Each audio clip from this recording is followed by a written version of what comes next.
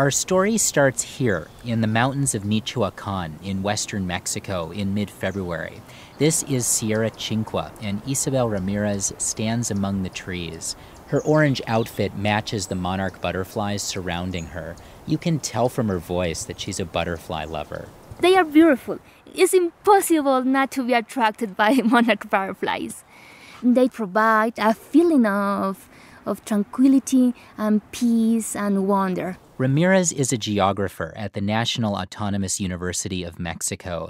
She's working to conserve the forests of Michoacan inside the monarch butterfly biosphere reserve to prevent illegal logging for the sake of the trees and the butterflies. Because literally millions and millions of monarchs call this sanctuary home in the wintertime. Maybe around 50 million butterflies around us in this moment. And that's just in these couple acres. Monarchs coat the ground, the trees, and before long, Ramirez has a couple in her hands. I think they are small pieces of sunlight. Such a delicate animal, each one the weight of a paper clip.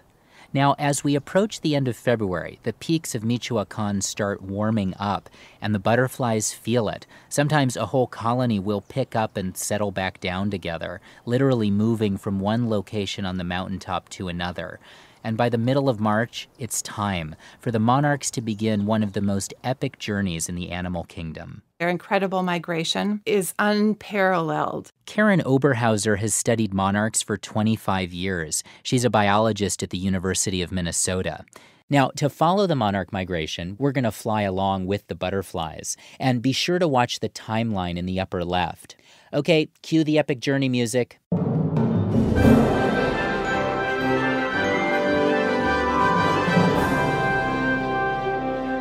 Males and the females leave the overwintering colonies and fly north through Mexico. They cross the neovolcanic mountain range and cross the mountains on the east side of Mexico and fly up into southern Texas. The butterflies fan out, covering the southeastern quarter of the U.S., laying eggs as they go. If you imagine monarchs as kind of this wave of insects that are moving northward and eastward, they're looking for specific kinds of habitat along the way. Habitat that must include milkweed. It's the only kind of plant that the caterpillars can eat, as well as other nectar sources for the adults. Now, let's pause for a moment here and consider the monarchs laying their little eggs on the milkweed. When Oberhauser described it to me, I was reminded just how astonishing that transformation is from egg into adult. We have this caterpillar that's kind of like a worm. They're this earthbound thing that's kind of squishy and kind of mushy. And then they go through this transformation where it's almost like they die when they get into the chrysalis. So they're in this stage that, from the outside at least, they don't even look alive. And then they transform into this incredibly beautiful organism that throws off the chains of the earth and is able to fly away. Okay, back to the journey.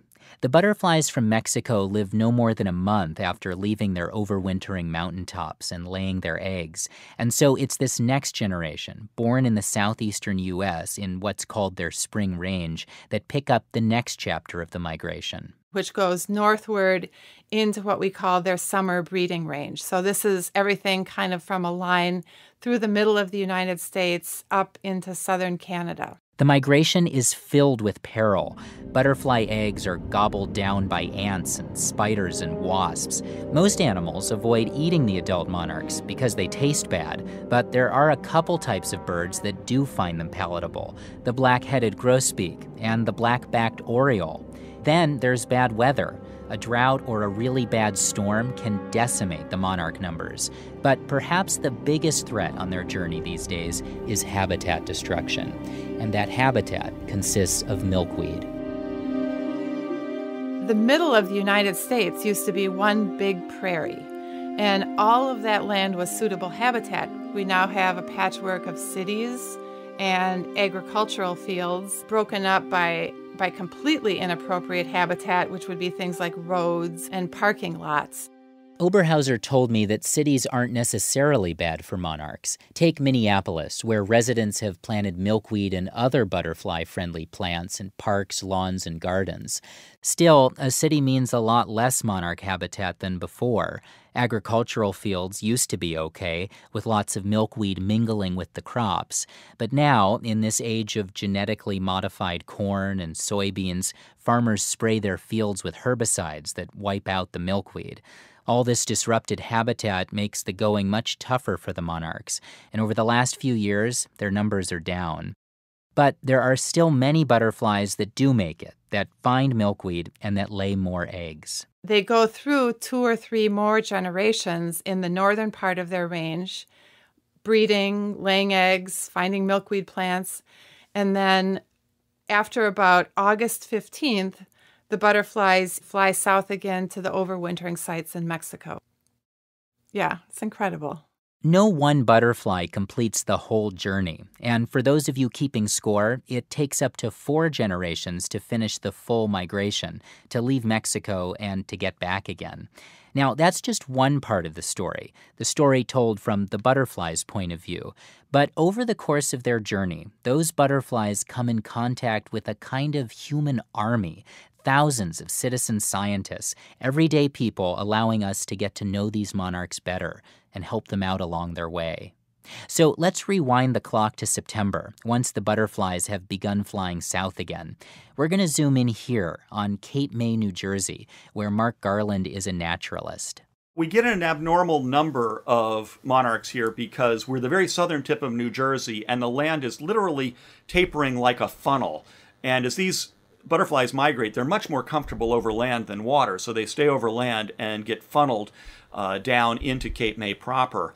Literally, when there's a lot of monarchs around, they're everywhere. We laugh. Sometimes you feel like you're inside an orange snow globe. But Garland doesn't just watch the monarchs, he tags them. It's part of a citizen science project run out of the University of Kansas called Monarch Watch.